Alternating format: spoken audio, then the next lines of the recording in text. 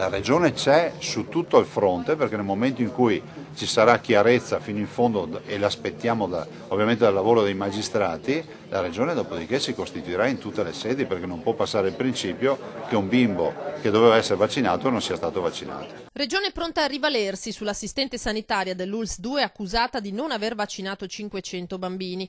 Presidente Zaia costantemente informato sulla vicenda e fiducioso nel buon esito del lavoro della magistratura.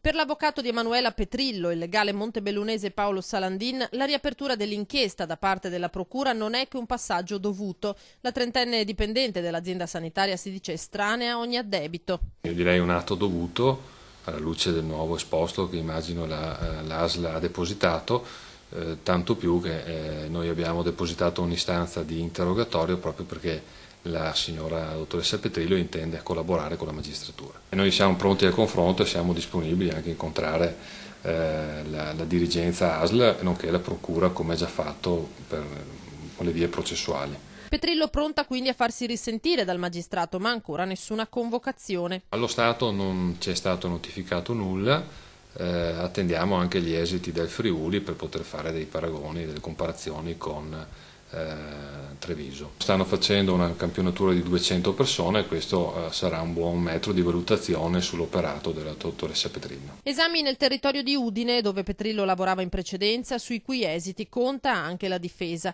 Nel giro di una settimana, dice l'avvocato, il quadro dovrebbe iniziare a chiarirsi. Domani intanto seconda delle sedute straordinarie di vaccinazione indette dall'ULSS alla Madonnina. Intanto anche oggi l'assistente sanitaria ha incontrato il suo legale.